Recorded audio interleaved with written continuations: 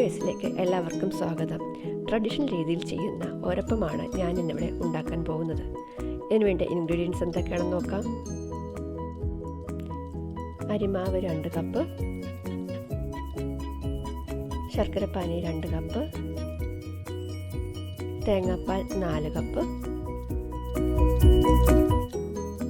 Coconut oil 1/2 cup, ഏലക്ക 5 എണ്ണം. ഇനി ഇതിൻ്റെ പ്രിപ്പറേഷൻ നോക്കാം.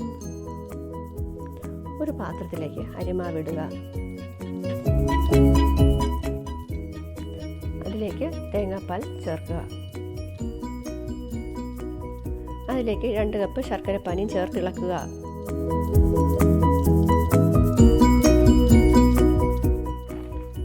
അതിലേക്ക് പൊടിച്ചു വച്ചിരിക്കുന്ന ഏലക്കായും കൂടി ചേർത്ത് നന്നായി ഇളക്കുക.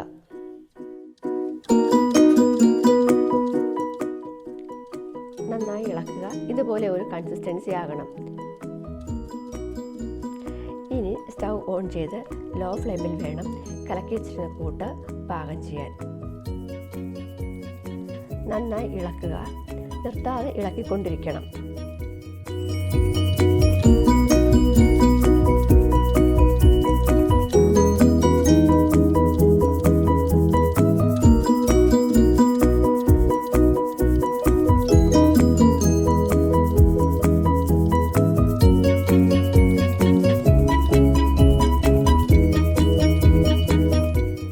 ഇതുപോലെ കുറുകി വരുമ്പോൾ 1/4 കപ്പ് എണ്ണ ഒഴിക്കുക. എണ്ണ ചേർത്തതിന് ശേഷം നന്നായി ഇളക്കുക. അടിയിൽ പിടിക്കാതെ ശ്രദ്ധിക്കണം. ഇതുപോലെ കൺസിസ്റ്റൻസി ആകുമ്പോൾ സ്റ്റൗ ഓഫ് ചെയ്ത് ഇറക്കി വയ്ക്കുക. പരന്ന പാത്രം എടുക്കുക. അതിലേക്ക് 1/4 കപ്പ് ഓയിൽ ഒഴിക്കുക. അതിനുശേഷം ഉണ്ടാക്കി വെച്ചിരുന്ന കൂട്ട് അതിലേക്ക് ചേർക്കുക. ഇതുപോലെ നന്നായി സ്പ്രെഡ് ചെയ്യുക.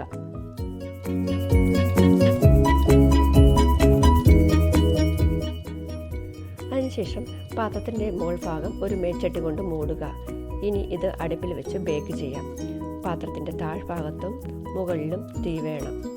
ചിരട്ട കത്തിച്ച കനലാണ് ഇവിടെ ഉപയോഗിച്ചിരിക്കുന്നത്. ഇത് കുക്കറിൽ വെച്ചും ഓവനിൽ വെച്ചും ബേക്ക് ചെയ്യാവുന്നതാണ്. 45 മിനിറ്റ് കഴിയുമ്പോൾ ഒരപ്പം പാകമാകും. അടുപ്പിൽ നിന്ന് ഇറക്കിയിട്ട് നന്നായി തണുത്തതിന് ശേഷം ഒരു പാത്രത്തിൽ ഓയിൽ പേപ്പർ വെച്ചിട്ട് പാത്രം കമഴ്ത്തി തട്ടുക. ഇനി കട്ട് ചെയ്ത് സെർവ് ചെയ്യാം. ഹൽവയുടെ ടേസ്റ്റുള്ള ഈ ഒരപ്പം നിങ്ങളെല്ലാവരും ട്രൈ ചെയ്യുമെന്ന് ഞാൻ പ്രതീക്ഷിക്കുന്നു.